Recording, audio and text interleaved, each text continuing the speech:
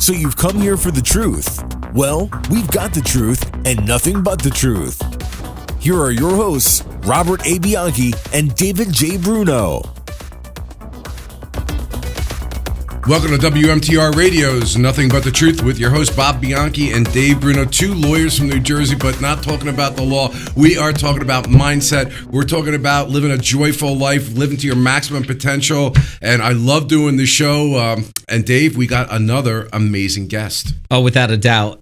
Alex Demczak comes to us, a former SEC quarterback out of Missouri. And he's been out there. He's an author. And he has a book, Thrive You, which is an inspirational book of a collection of stories from 100 collegiate and professional athletes from across the country. But I think the book that he's most known for is The Sale, where he co-authored the book with Jon Gordon. And just before we got on camera, we were talking a little bit about the power of all the things that him and Jon are doing with leadership and events and things like that. And then also he created this company called Streamline Books, where really exceptional idea. I'd like to talk to you a little bit about that, where you help people put books together, author books, either hold their hand or help them with their original content. And I know a lot of people are struggling that want to write books, including my co-host and law partner here. I've written Bob 10, Bianchi. Alex, I've written 10 books. And I'm proud to say, or not proud to say, I've not finished one.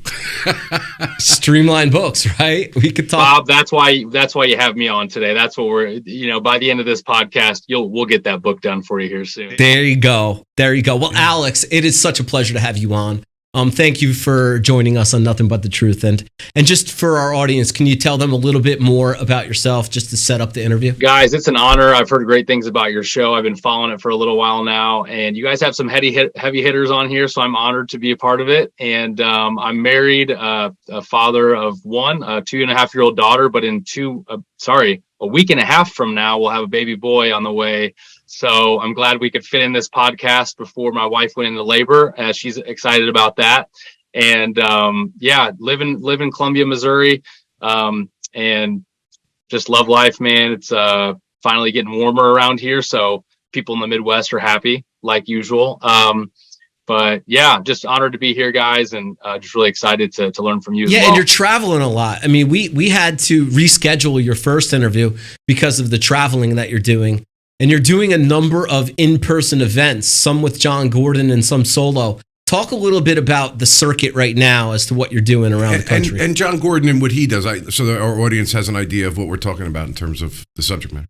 Yeah, well, first off, guys, it was completely my fault that I had the speaking engagement that day. So I know if we're talking about building trust and integrity today, I have to come out and say that was my fault. So thank you guys for being flexible. But yeah, Jon Gordon, my co-author, who hopefully we can get on the show. He's the number 5 keynote speaker in America. And for the last 7 years, I've been mentored by Jon. And so when I was a college football player at the University of Missouri, I heard him speak to the team. And I approached Jon and was pretty much just like, how can I do what you're doing? Like, I want to do what you're doing someday.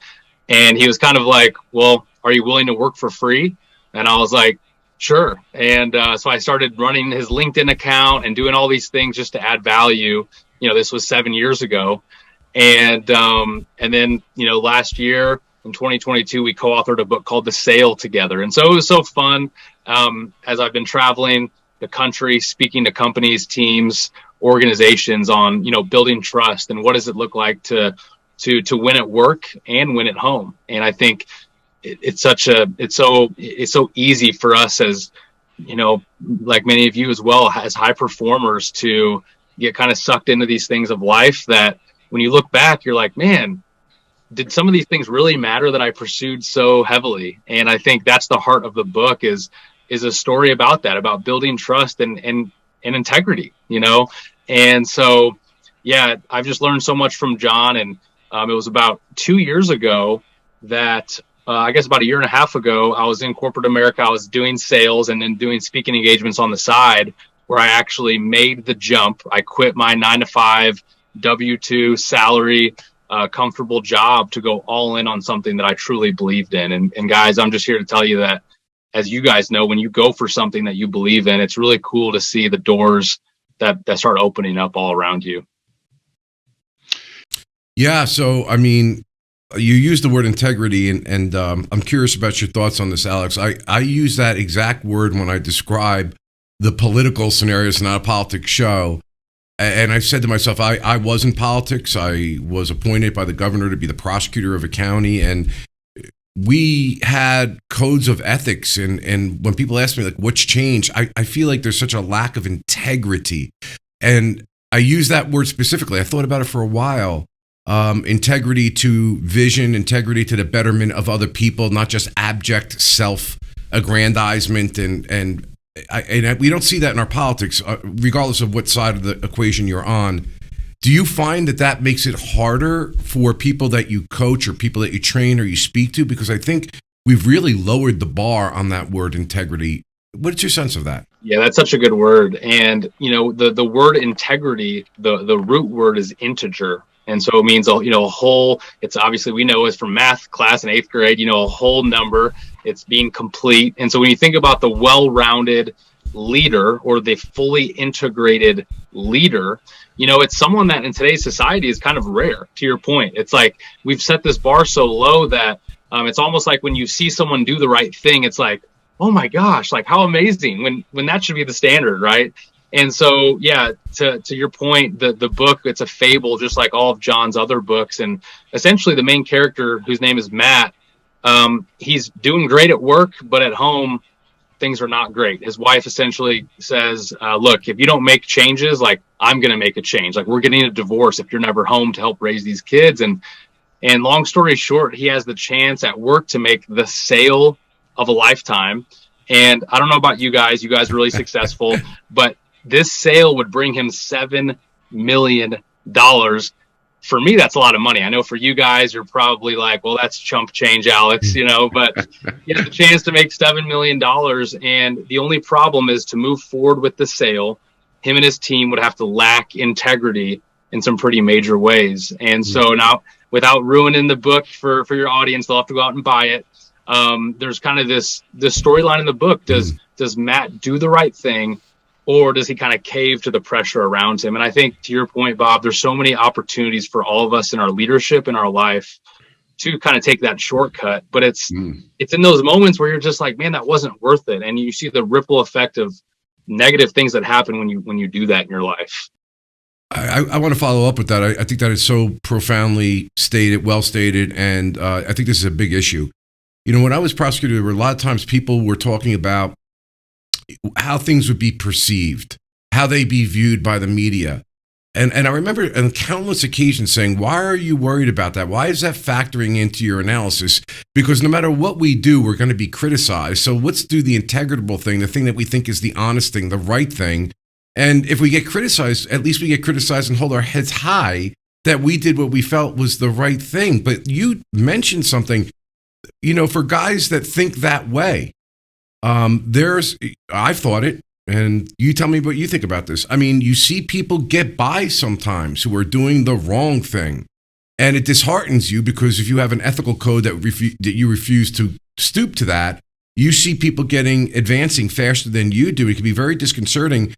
What are your thoughts about that? Because you can compromise or not compromise, or compromise a little bit. What do you think? Oh, that you tee that up perfectly. There's a song by a band called Casting Crowns, and they sing a song called, I'm not going to sing it to you guys, don't worry. But it's called Slow Fade. And essentially it talks about, the slow fade of progression in your life to where you wake up one day and everything's a mess, right? Or a wreck.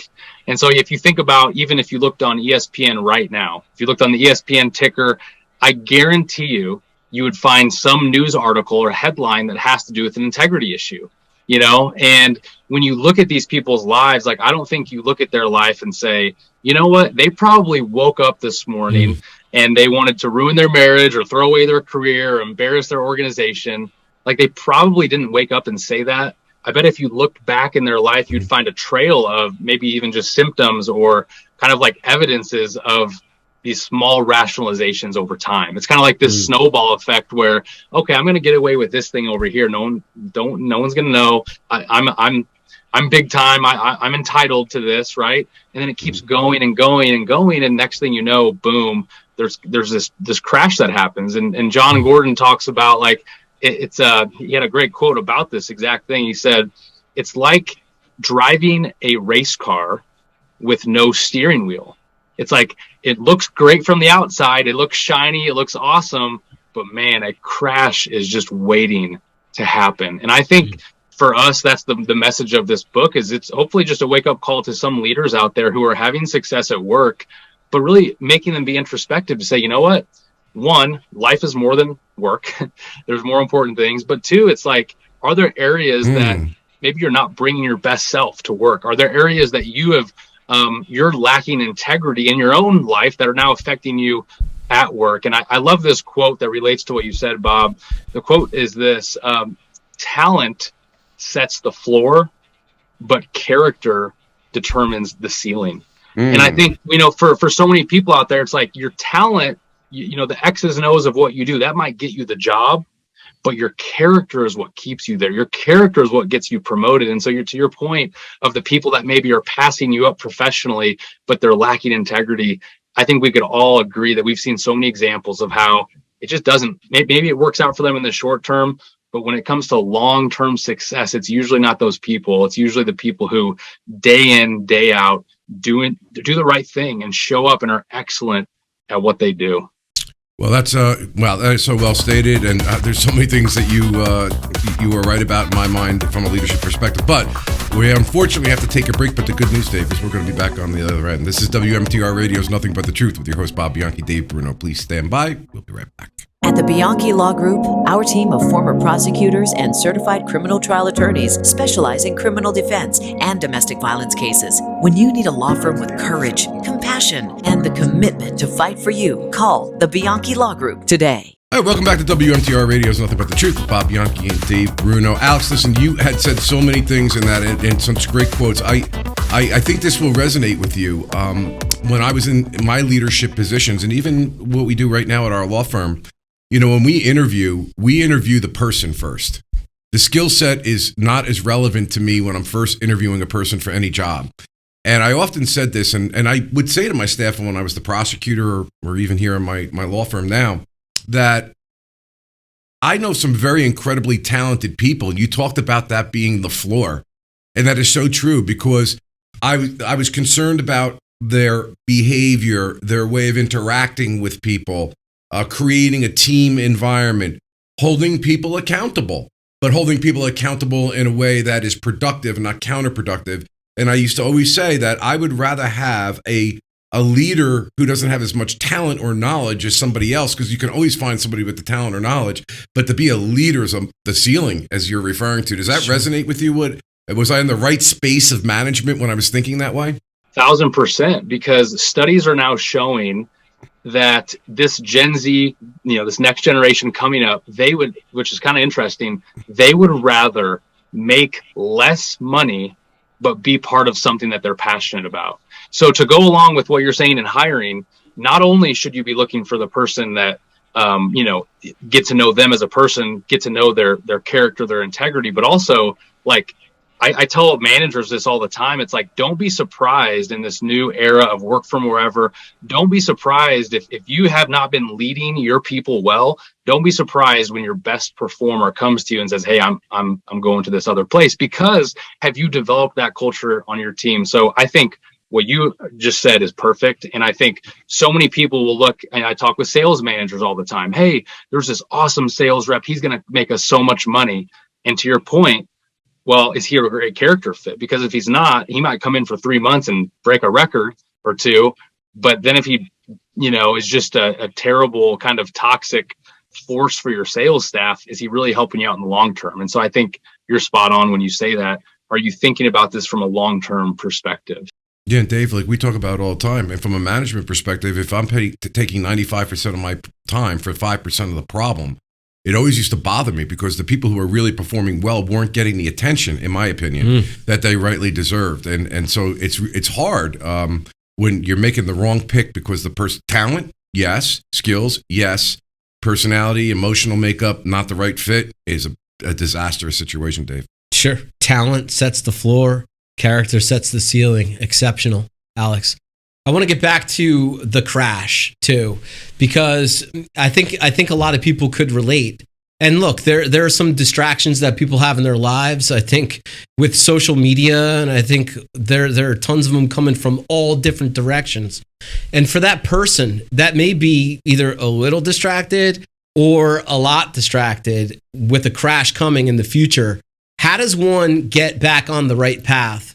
And then also, when you're back on the right path, how do you stay on the right path to avoid those continued distractions that will inevitably be reoccurring? That's $1 million question. That's a beautiful question, because so many of us ask that in different ways. I think the first thing for me, when you talked about social media, and I almost heard that you say the word comparison. I don't know if you did, but another quote to bring into this conversation is one that I've been trying to live by humbly.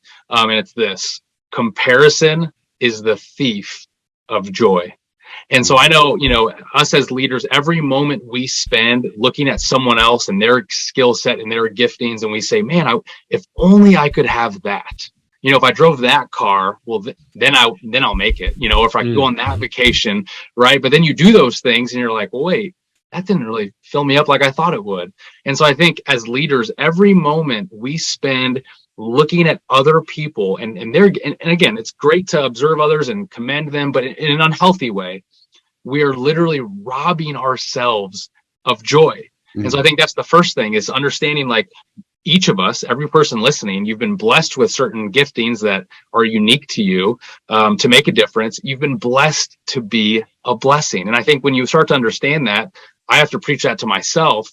And for me, practically what that looks like is to limit my social media. I don't need to always be on, to me, it's kind of a freeing experience. I actually don't have any social media apps on my phone. Do I enjoy social media? Sure. But do I need to constantly be No, I don't. And so I limit it to just my computer. The second part of your question, which I think was really insightful, is you have to have guardrails in place. Like, none of us are perfect. We all know that, right? No one is flawless. But for me, what's been huge is just accountability, having other people. Like, literally before I got on this podcast, I was at a meeting. It was actually with a bunch of dudes from my church, just kind of a small group meeting. And it's like people sharing, people, being vulnerable about, hey, what are things that you're seeing, that you're going through? Because without that, I think it's really hard on an island to try to do some of these things by yourself. I think we were made for community. We were made to connect. And so to neglect that, it's almost like, you look at something like Orange Theory Fitness or CrossFit. Like, why are those so successful? Why have those brands created raving fans? Well, it's because of the community. It's a tribe mentality. And it's this elite group of people saying, hey, I'm going to make you better. We're going to make each other better. And I think it's something that Jon Gordon says all the time. It's not about me. It's about we. How can I make us and the people around you better? Man, I could have used you in some of my other positions I've had. It's funny, Alex. There was a guy I know, who is the exact opposite of what you just explained. Everything is about how it's literally the antithesis of everything you just said. About me, brittle, thinking about comparison all the time. And I would always say to this person, there's somebody that's always going to be better than you and somebody that's going to be underneath you. You got to be, and it actually led me to lecture around the country in a program I called Joyful Journey. And that program was basically how to live with gratitude for what you have in the present moment and stop, all of this noise. But this person, I used to say, used to have a little person on their shoulder, and before they even spoke or said something, that little person would tell them what they should think, what they should say, how they're being perceived, not being perceived. So there was a time where some people were saying, Bob, why do you continue to allow this person to be here? And my answer was, well, first of all, I feel sorry for the person. They're performing the job and they don't really have a lot of influence over other people. But I said, if for nothing else, why don't you just take a look at that person and maybe say to yourself, show some compassion, show some understanding, and be grateful that you're not that way. Or let that be an example to you that, to the extent all of us have a little of that in us, all of us have a little of that in us. And sometimes we have to stop, look, and go, right? We have to stop when we feel uncomfortable, to look and see what's the trigger and go, because you can make mistakes when you're reacting, when you're comparing, when you're brittle. And I actually feel deep compassion for this person because I know their life is just wasting away day by day, moment by moment with negativity and comparison. Do you know that kind of person I'm talking about? Like how you see that, right? To some extent, we all share that. No? And one step further, a follow up with that is, what do you do about that person in an organization as a leader? Well, I had to make sure that person wasn't able to infect, anybody else. Right. Let's see, Alex, what do you think? No, those are great points you both bring up. And an old football coach told me this years ago, and I heard him tell it to the whole team. And he said, there's two ways to deal with someone in that scenario, especially organizationally as a team. He said, you either change the player or you change the player. And what he meant was either the player on the team conforms to the culture that we're building here. They're on the bus, talking about the energy bus. They're going in the same direction, or we're going to change the player. And so the second part, that's a lot harder to do, obviously, organizationally, whether that's telling someone, hey, if you're not bought in, like, we don't have room for people that aren't bought in. But that's hard because I think, to your point, Bob, we all know someone like that, and it can so easily take you down, right? And so easily, if you kind of start to think like they do, it's like they rub off on you. And so I just think for me, it's like I'm around those people, but I know who my close friends are, people that are like-minded, that encourage me. Like I don't hang out with people like that on a regular basis if I can choose not to. And I think, as you guys know, it's like the people you're around, like that conforms, that frames the way that you are. And so I think it's just being intentional with people like that, of like, look, that's great that you feel that way, but I'm choosing not to believe those things. I'm on this different path over here. But to your point, Bob, it's not easy to do that. Yeah, and the irony is sometimes it's not always so easy, because it wasn't that they're not on board and they didn't agree with the mission and they didn't have the cultural understanding. It's just that as a person, they were just torturing themselves every day with that comparison and brittleness, Dave, right? Yeah, no, absolutely. Alex, we have a course starting this year for students that are interested in careers in law. And there's several modules there, and one of them is about interviewing. So for our prospective students that we're going to be teaching in a little bit, what key takeaways would you have to give them some tips and hints on that interview when going in and interviewing for a job in today's society? Yeah, that's awesome. Well, I recently spoke at a law firm in Missouri. So yeah, I feel like I'm so glad I'm doing this with you guys. The one thing I would tell them is, number one, they need to ask questions to get to know you guys, and they need to get to know the culture of what you guys are doing, because from their perspective, like, why start this job, get onboarded, have all these resources being put into them if they're going to get in there and say, you know what, this isn't the right fit. So I think my first thing would be, they need to be tuned into, hey, what's the pace of your culture? What's the pulse? What are the things that you guys are doing to build culture internally? And then I think just the vulnerability piece is so important when we talk about building trust, integrity. Like for a lot of these kids, social media, it's like, if you are in an interview and someone looks on your social media and it's not something that you're proud of, you probably should not have that on there, And so I think it's just understanding, am I a good culture fit? Is this place that, whether it's your law firm or somewhere else, is it going to allow them to grow? And maybe they don't become the top person at your law firm, but can they grow in certain capacities to where when they go on to the next thing in life, they're just that much more prepared and that much more kind of edified and built up by what they did at your law firm. Actually, just quickly, we don't have a lot of time, but I think you're right. I also say be truthful. And be introspective to a certain extent. Like, it doesn't make any sense for you to. People seem to want a job. That's why we're doing the career in law program. We've done it many times before in brick and mortar, but now we're doing it virtually, because know what you're getting into. It makes no sense for you to look great, have a great resume, give all the quote unquote right answers if you are not a cultural fit, because it's going to turn is a disaster to the employer and the employee. So I think recognizing what it is that's why when these people want to go to law school, they may have an image of what they think law school is, or an image of what being a lawyer is, but they haven't really done the due diligence. And we find that from having taught this course before.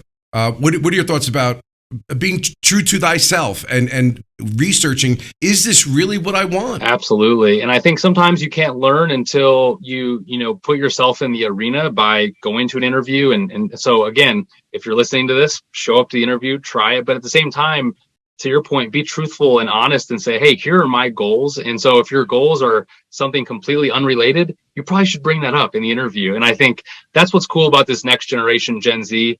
They are passionate. Like when you find a Gen Z employee and they are solid, it's going to be one of the best employees you have, but you got to find those right ones. And they're passionate. They want to be part of something. Money might not even do it. It's saying, it's what will you do as a culture that will entice them to stay with you long term. Well, that must explain why it is that you made a decision to work for free on all that LinkedIn stuff, and you did that because you were passionate, you were invested, and now look at you. Dave, we're out of time. Bro. I know we are. This could have been an hour easy. I normally don't say that, but you're really impressive. Yeah, thank you. Listen, this is WMTR Radio, Something But the Truth, with your host, Bob Bianchi, Dave Bruno. Hopefully we can have you back. The show is at 10:30 on Saturdays on the radio. And Dave, where can they find us on the podcast? Yeah, Alex, well, first, if anyone's looking for you, where can they find you? AlexSpeaking.com, but also just a little plug. We'll let all the listeners know when Bob book is ready to be published. We'll let all the listeners That's know. Streamline Books. They are helping authors put books out. They're helping them either write or helping their original content. So I also applaud that. But for everyone out there, look, you guys know what we're about. We're two attorneys here about mindset. The radio show comes out on Saturday, and the podcast and the videos drop on Wednesday. That's nothingbuttethetruthpodcast.com, where you could find all of that. Alex, it has been a pleasure.